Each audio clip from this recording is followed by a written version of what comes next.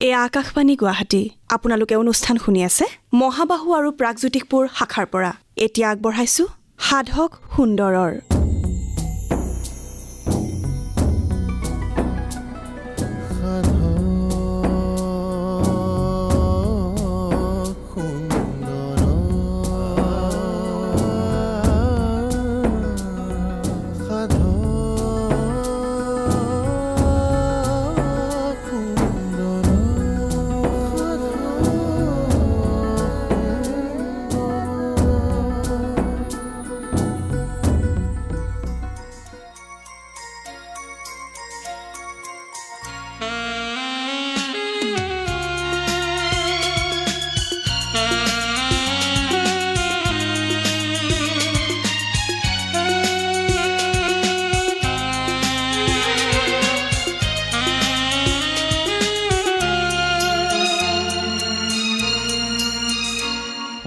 আগুন কিনো দিলি গিয়নৰ ফুলনি ফুল ফুলা নাই মৌ ভৰা নাই পক্ষী উৰা নাই ফাগুন কিনো দিলি গিয়নৰ ফুলনি ফুল ফুলা নাই মৌ ভৰা নাই পক্ষী উৰা নাই ফুল ফুলা নাই মৌ ভৰা নাই পক্ষী উৰা নাই।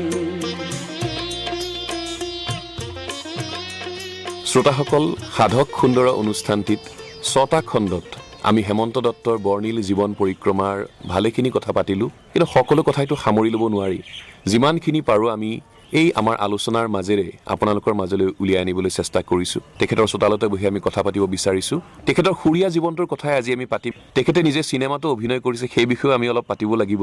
কিন্তু আমাৰ এগৰাকী শ্ৰোতা, নিয়মীয়া শ্ৰোতা আনন্দ গন্ধিয়া, তেখেতে হেমন্ত দত্তৰ সাক্ষাৎকাৰ শুনি আমাক ফোন কৰি আৰু তেখেতকলৈও ফোন কৰি এটা কথা মনত পেলাই দিছিল যে হেমন্ত দত্তই জয়ন্ত হাজৰিকাৰ বাবে যিটো গীত লিখিছিল, মই যি বাটেৰে ওলালো আজি নাহো উভতি, যেতিয়া জয়ন্ত হাজৰিকাৰ বিয়োগ ঘটিছিল তেতিয়া আকাশবাণী যোগে এটি শ্ৰদ্ধাঞ্জলি অনুষ্ঠান প্ৰচাৰ হৈছিল। সেই শ্ৰদ্ধাঞ্জলি অনুষ্ঠানটিত আক্ষেপ কৰি হেনো হেমন্ত দত্তই কৈছিল যে মই গীতটো কিয় লিখিছিলোঁ। সেই কথাখিনিৰে আজি আমি আৰম্ভ কৰোঁ। আৰু জয়ন্ত হাজৰিকাৰ প্ৰয়াণৰ পাছত তেখেতে আৰু এটি গীত লিখিছিল, সেই কথাখিনিৰে আমি আৰম্ভ কৰিব বিচাৰিছোঁ। সঁচাকৈ এইটো মোৰ কাৰণে বৰ দুখ। এই প্ৰতি মুহূৰ্ততে মোক সেইটোৱে আঘাত দিয়ে মনত যে ৰাণাৰ জয়ন্ত হাজৰিকাৰ কাৰণে প্ৰথম লিখিছোঁ গীত, সেইটো মই প্ৰথম লিখা গীত মই যি বাটেৰে ওলালোঁ আজি। আৰু মই তেতিয়া লিখোঁতে মই মনে মনে এটা ভাবে মোৰ মনত আছিল যে মই এই বাটটোৰে আগবাঢ়ি যাম আৰু বহুত দূৰ আগবাঢ়িম জয়ন্ত আৰু মই। কিন্তু তাৰ খুব কম সময়ৰ ভিতৰতে কিছুদিন পিছতে জয়ন্ত ঢুকাই থাকিল। আৰু তেতিয়া যিখন অনুষ্ঠান হৈছিল, বিশেষ অনুষ্ঠান, তাতে অৰুণ শৰ্মা তেখেতে কণ্ডাক্ট কৰিছিল, গোটেই সেইটো কম্পেয়াৰ কৰিছিল তেখেতে। তাতে আৰম্ভণিতেই তেখেতে অৰুণদাই কৈছিল যে মই এটি গীতেৰে আৰম্ভ কৰিব খুজিছোঁ বুলি বজাইছিলে তেতিয়া, মই যি বাটেৰে ওলালোঁ আজি নাহো উভতি। মই যি বাটেৰে ওলালো আজি নাহো উভতি, মই যি বাটেৰে ওলালো আজি নাহো উভতি, মই ন পথেৰে জ্যোতিৰে পক্ষী ফুৰু বিচাৰি।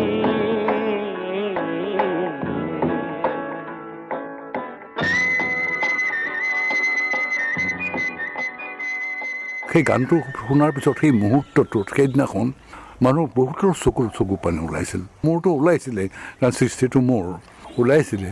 গতিকে তেতিয়া মই সেই মুহূৰ্তৰ পৰাই মই ভাবিবলৈ লৈছিলোঁ যে এই গানটো মই কিয় লিখিছিলোঁ। কাৰণ মই জয়ন্তৰ কাৰণে প্ৰথম লিখিলোঁ, যিটো গান প্ৰথম লিখিলোঁ সেইটো জয়ন্তৰ মৃত্যুৰ পিছতহে বিখ্যাত হ'ল সেই গীতটো। গতিকে সেই দুখটো মোৰ মনত সদায় থাকি যাব, আজিও থাকি যায় যে মই এইটো।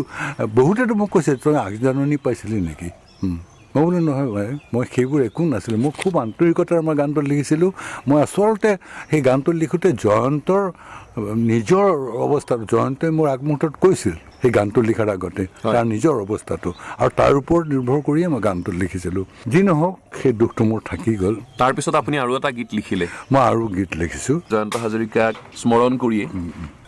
নাহিবিও সোঁৱৰণি বাৰে বাৰে, ভাগিবলৈ মন মোৰ ক্ষণে ক্ষণে।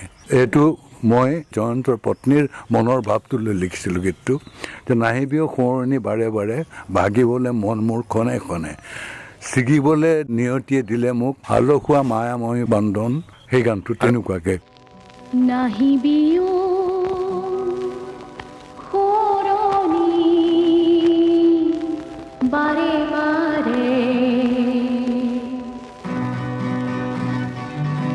নাহিবিও সোঁৱৰণি বাৰে বাৰে, ভাঙিবলে মন মোৰ ক্ষণে ক্ষণে, ভাঙিবলে মন মোৰ ক্ষণে ক্ষণে, নাহিবিও সোঁৱৰণি বাৰে বাৰে।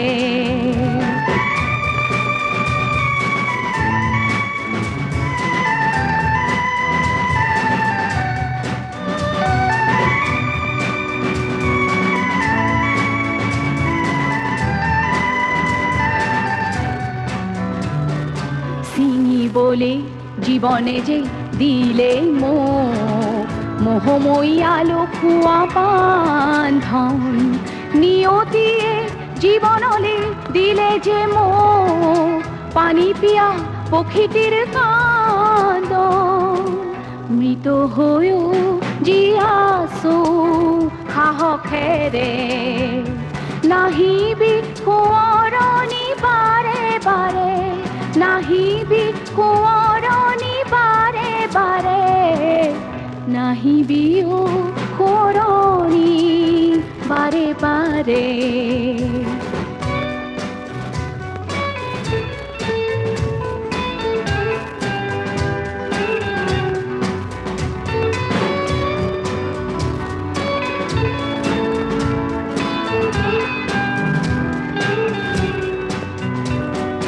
বহু বন ফুলে ভৰা দেখিছো, বহু মন ফুলে ভৰা শুনিছো, বহু বন ফুলে ভৰা দেখিছো, মৰহিব জীৱনে যে দিলে মোক চলনাৰে সুবাসিত ফুলহাৰ, নিয়তিয়ে কাঢ়িলে যে সুৰ মোৰ, দিলে মাথো বিনায় আৰু চিঙাতা, লঘাৰা জীয়াছো আপোনাতে, নাহিবি সোঁৱৰণি বাৰে বাৰে, নাহিবি সোঁৱৰণি বাৰে বাৰে, নাহিবিও সোঁৱৰণি বাৰে বাৰে,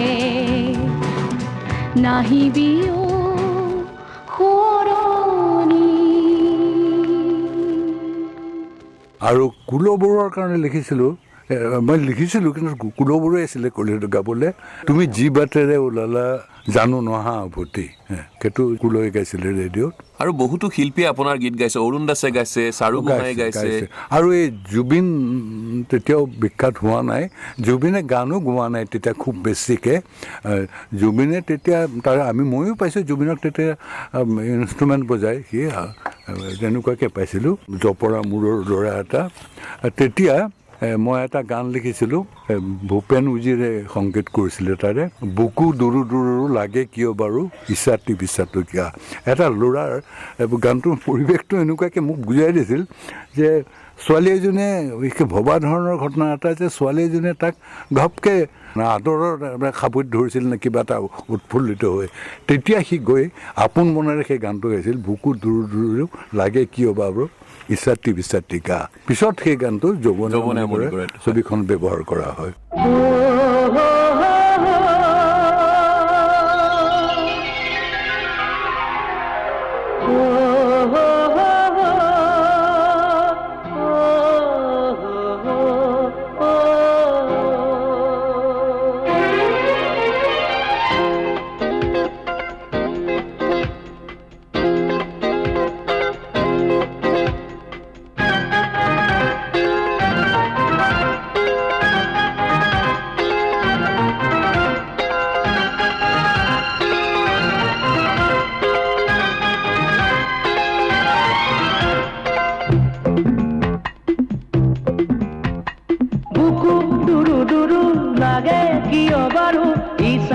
বিচাতি গা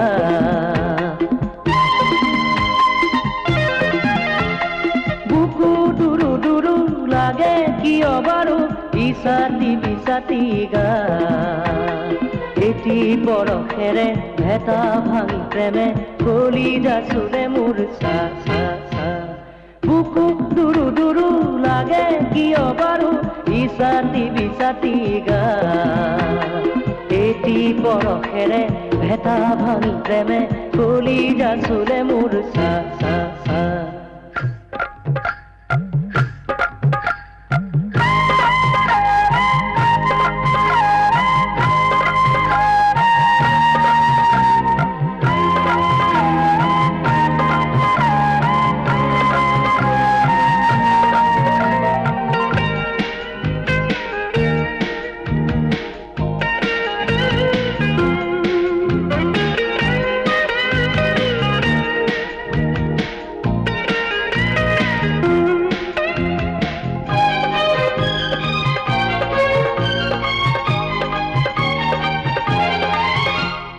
নাচিলো ভবা সপোনতো মই নাচিলো ভবা সপোনতো মই তুমি মই দুয়ো মিলি যাম তুমি মই দুয়ো মিলি যাম শুনাও আকাশ শুনাও বতাহ শুনাবই থকা নৈ নুবুজাকে হঠাতে মিঠা তোমারে তোলে দেহিয়ার কথা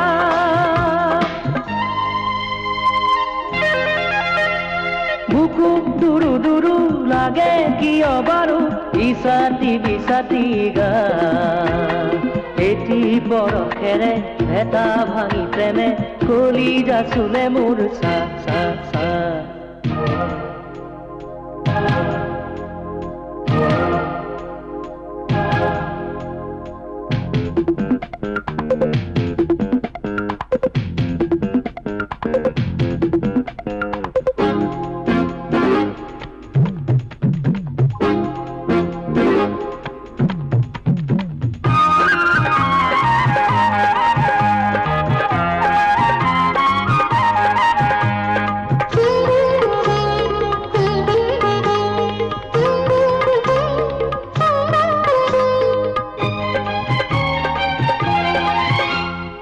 এতিয়া যে মই নেভাবো মিছাই এতিয়া যে মই নেভাবো মিছাই পূজা মোৰ দূৰণিৰে চা পূজা মোৰ দূৰণিৰে চা শুনাও সময় শুনা মোৰ হৃদয় আজি কৈ থলো মই প্ৰীতিয়ে সঁচাকে সৰুবৰ নেজানে নেমানে কুৰে বাধা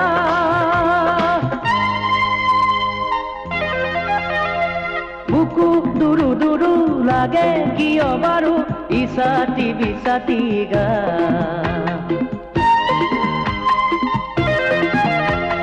বুকু দুৰু দুৰু লাগে কিয় বাৰু বিচাতি গা এটি বৰষেৰে ভেটা ভাঙি প্ৰেমে কলিজা চুলে মোৰ চা চা চা যৌৱনে আমনি কৰে পাছত হিয়া দিয়া নে ছবিখনতো জুবিন গাৰ্গৰ কণ্ঠৰ গীত এতিয়া আপুনি আছে কেইবাটাও আছে হিয়া দিয়া ছবিৰ কাৰণে মই লিখিছিলোঁ জুবিনৰ কাৰণে নহ'লে পৰিচয় হিয়াৰে চিনাকি জানো কোনো হ'ব পাৰে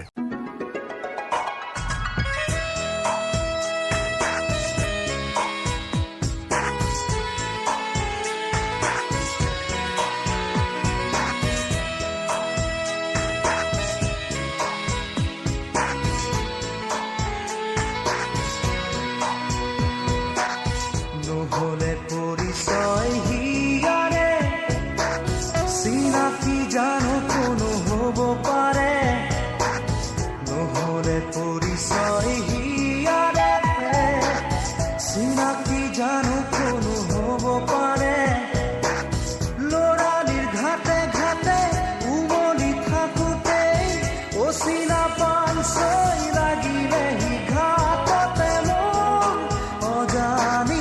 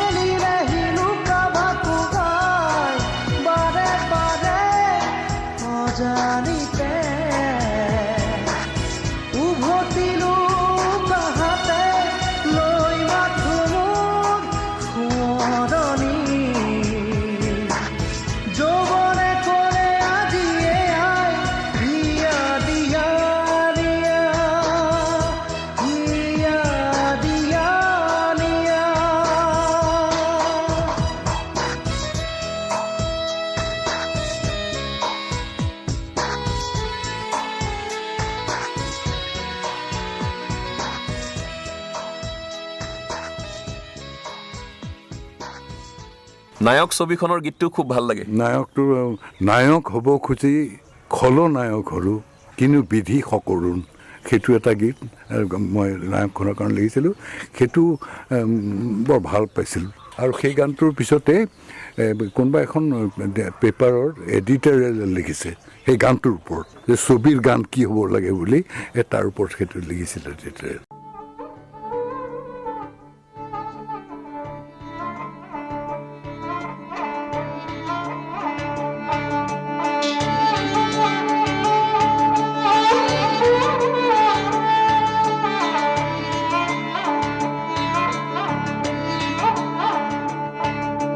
কিনো তই বিচাৰি আজি কিনো পালি, বুজিবনে আছে কোন, যাকে আপোন বুলি লাকুৱালি সিয়ে আঁতৰিছোন।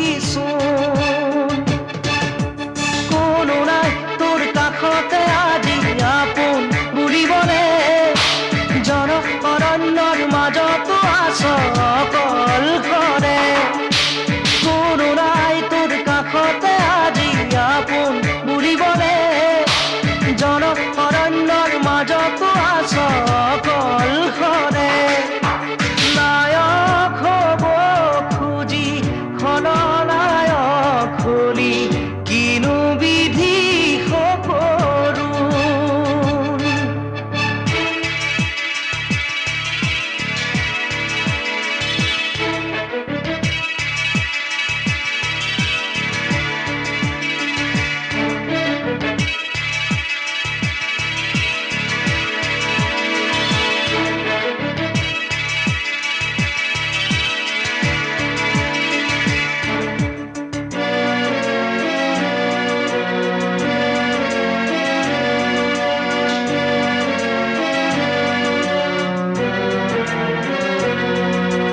জীৱনৰে প্ৰতিপল যাৰ বাবে বিলাই দিলি, সিহঁতৰো আজি তোৰ বাবে ভাবিব ৰাহৰি নাই।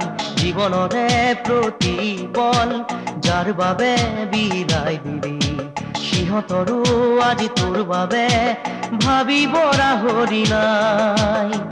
কালিৰে তোৰ লগৰী আজি যে গলা তৰি, ভুলৰ বৰি হলি তই। নায়ক হ'ব খুজি খলনায়ক হলি, কিনো বিধি সকৰুণ।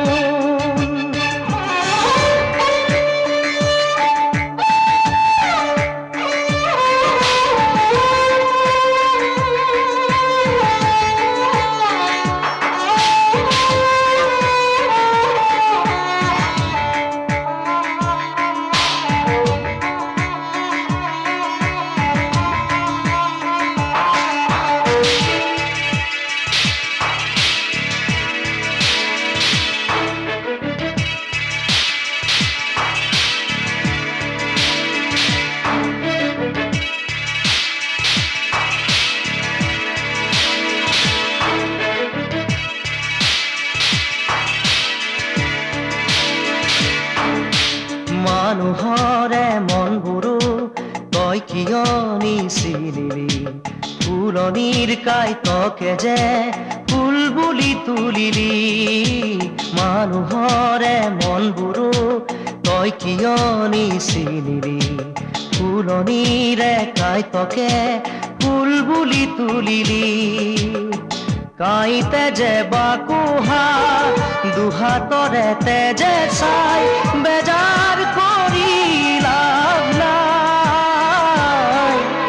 নায়ক হ'ব খুজি খলনায়ক হলি, কিনো বিধি সকৰুণ। কিনো তই বিচাৰি আজি কিনো পালি, বুজিবনে আছে কোন। কোনো নাই তোৰ কাষতে আজি আপোন বুলিবনে, জনঅৰণ্যৰ মাজতো আছ অকলশৰে। কোনো নাই তোৰ জুবিন গাৰ্গৰ কথাও আমি পাতিলোঁ তৰালী শৰ্মাও গীত এটি গাইছে আপোনাৰ তৰালীৰ প্ৰাইভেট ডিছ কৰিছিল নেকি কেছেট কৰিছিল তাৰ কাৰণে প্ৰফিলৰ ইয়াতে গান গাইছে মোৰ আমি তৰালী শৰ্মাৰ গীতটোৰ কথা পাতিছোঁ তৰালী শৰ্মাৰ পৰা শুনি লওঁ গীতটোৰ বিষয়ে পৰম সৌভাগ্য হেমন্ত দত্ত ছাৰে মই খুৰা বুলি কওঁ তেওঁ মোৰ কাৰণে এই গীতটো লিখিছিলে তেতিয়া কহিনুৰত আখৰাৰ সময় নাটক হেমন্ত খুৰাৰ নাটক মই সংগীত কৰি আছিলোঁ আৰু সেইটো সময়তে এলবামৰ কামো মই সমান্তৰালভাৱে কৰি আছিলোঁ মোৰ নিজৰ এলবাম মুকলি আৰু মুকলিত এটি গান আছিলে ভাটিয়ালি সুৰ কৰিছিলোঁ ব্ৰহ্মপুত্ৰখন চিন্তা কৰি আৰু চেমি গাঁও চেমি টাউন তেনেকুৱা জেগাত থকা এজনী ছোৱালী দেউতাক আৰু তাই থাকে মাক নোহোৱা ছোৱালী সাংঘাতিক ষ্ট্ৰাগল তাই নৈখনৰ সিটো পাৰৰ পৰা ইফালে আহে গুৱাহাটীলৈ দিনটো ষ্ট্ৰাগল কৰি থাকে চাকৰি বিচাৰে নহয়গৈ আকৌ নাৱেৰে গুচি যায় গধূলি সময়ত কেতিয়াবা খায় কেতিয়াবা নাখায় আৰু সেই নাৱৰীয়াজন তাইৰ একে বয়সৰে সেই নাৱৰীয়াজন ক'ৰবাত এটা ছফ্ট কৰ্ণাৰ সেই ছোৱালীজনীৰ প্ৰতি থাকে যে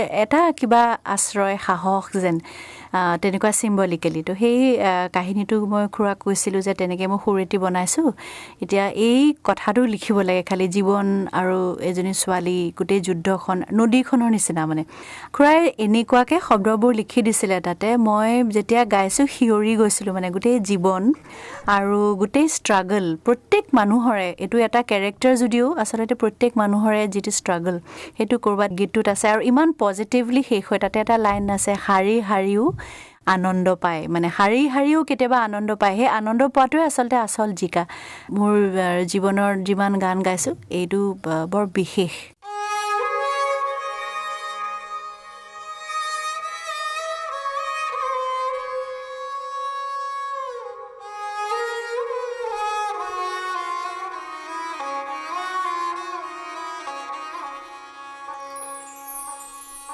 ভাগৰুৱা মনৰ নিজান সময়বোৰ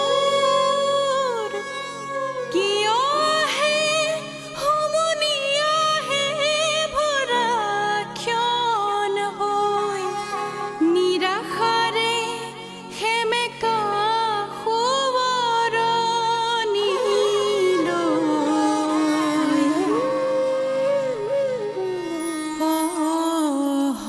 হতাশাৰ লুটক টোপা টোপে দুগালে নিগৰাই হতাশাৰ লুটক টোপা টোপে দুগালে নিগৰাই ভাগৰুৱা মনৰ নিজাৰ সময়বোৰ কিয় হে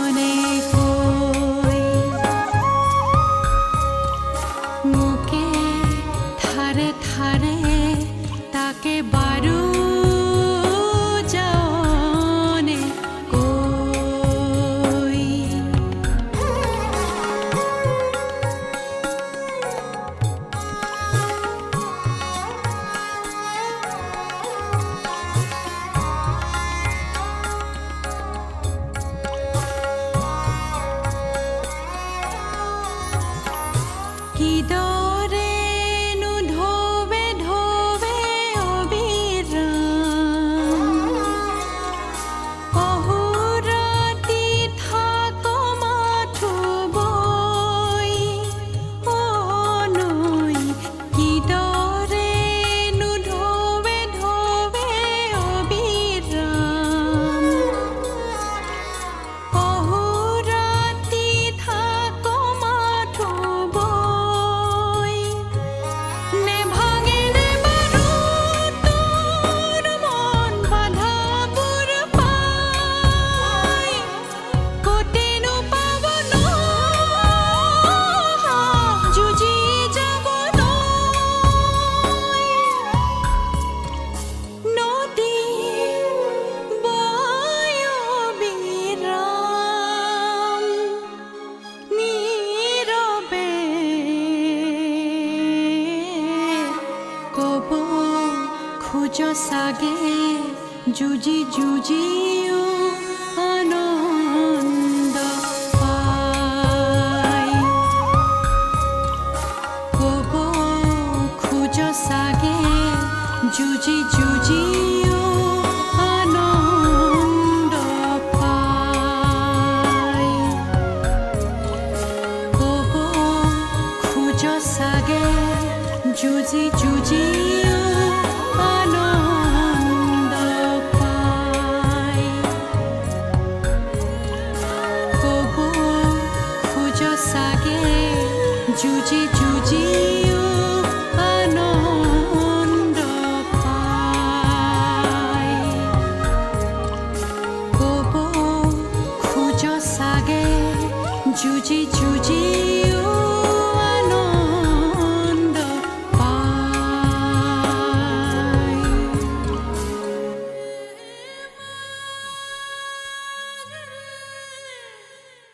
আপোনাৰ সুৰীয়া জীৱনটোৰ কথা আমি আৰু এটি খণ্ডত পাতিম লগতে আপুনি অভিনয় কৰা চিনেমা কেইখনৰ বিষয়েও পাতিম আপোনাৰ সহধৰ্মিনী যিহেতু কাষতে বহি আছে আৰু আপোনাক তেখেতে বিভিন্ন কথা মনত পেলাই দিছে আপোনাৰ বিষয়ে তেখেতৰ কি অভিমত সেই কথাখিনি আমি শুনিব বিচাৰিছো আৰু এই কথাখিনিৰে শ্ৰোতাসকলৰ পৰা আজিলৈ বিদায় ল'ব বিচাৰিছো কি ক'ম